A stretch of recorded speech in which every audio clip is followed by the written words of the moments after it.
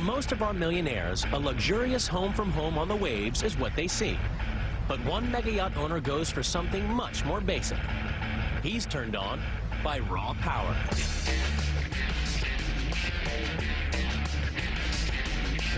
Mega yacht owner John Staluppi has been obsessed by large boats since he was a small boy. When I was younger, I had boats which were 18 feet, 20 feet, and I would always envy all these big yachts going by me, and I would say, someday I'm going to have one of them. But John didn't just want a racing boat, he wanted it all: speed, power, and luxury. Over the years, he built a succession of mega yachts, each more powerful and faster than the last. But when he wanted a boat to go 55 miles per hour, no one was interested. And I went to about 15 different shipyards all around the world. And I said to them, I want to do 50 knots. This is how much horsepower I want, but I want the boat to be 130 feet. And half the shipyards thought I was crazy. You know, they says, this guy's wacky, he's from space.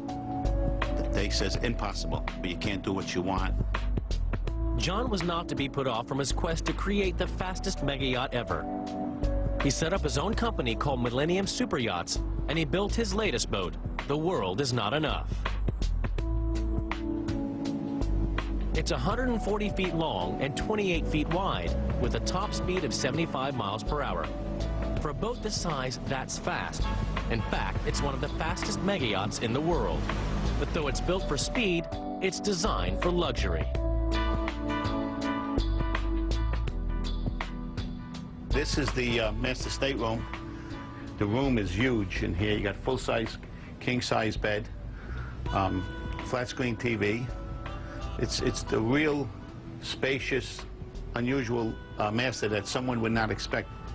Pretty much have all the comforts of home, but then some.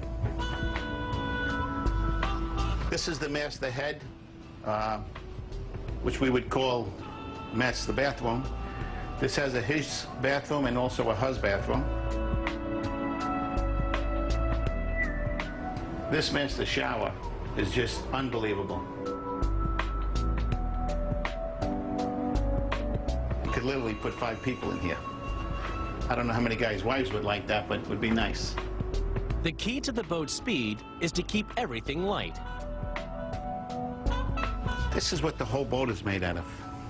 I know it looks heavy, but this is literally honeycomb, and all the furniture is built this way.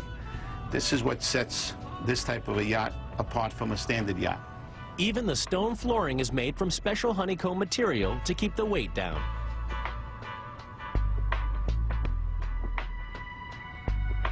The yacht has room for 10 guests and 8 crew, who are all catered for in a galley most homes would be proud to have. We got a full working galley here. As you can see, we got Mikey, our chef. We call him Chef Boyardee. We have 2 convection ovens, 2 Sub-Zeros that were custom made for us to keep the weight down.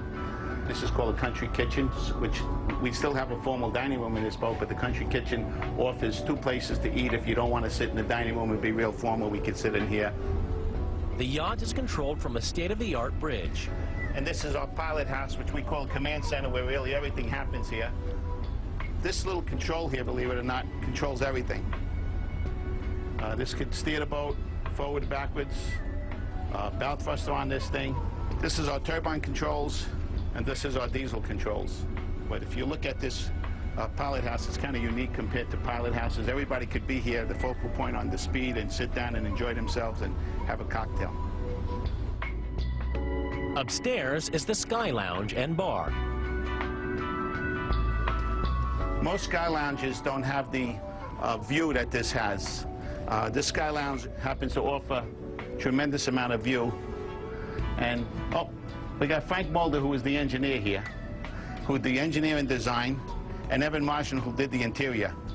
I keep them in the bar area, so when we start drinking and we don't do the speed and the interior is not good, it's easier to get them off the top of the boat than get them off the bottom of the boat. Up on deck, it's equally luxurious and unique. This is our fly bridge up here. As you can see, we have a jacuzzi. We got full controls up here. We could run the turbine from up here. We could run the diesels from up here. It's just as if we were in the pilot house down below. John has brought his boat to Rotterdam, Holland for the final sea trials. The last time he took it out, he wasn't able to use the yacht's full power. We ran a sea trial about 4 or 5 weeks ago, and we did 74 miles an hour, which was 64 knots. Pretty impressive, but we were only able to use 90% power on the turbines. So today we're hoping to be able to use all the power and make the speed.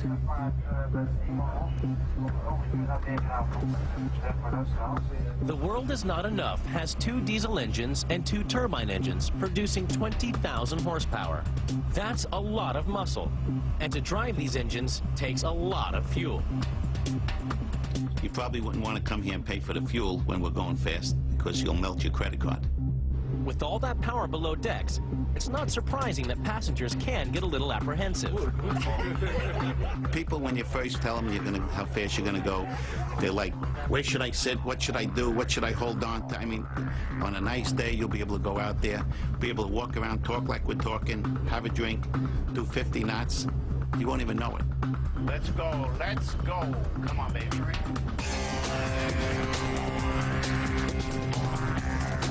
52 knots. I'm going to go up now.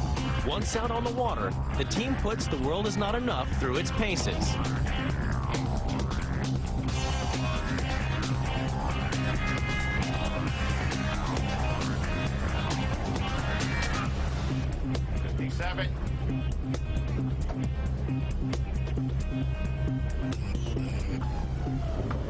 The team is having problems steering and don't reach their goal of 75 miles per hour. Pull it back, pull it back. Hang on, everybody. Hang on. We're still not getting the bow out of the water. No, we got plenty of power left. The problem is we can't put the power on because we're not able to steer.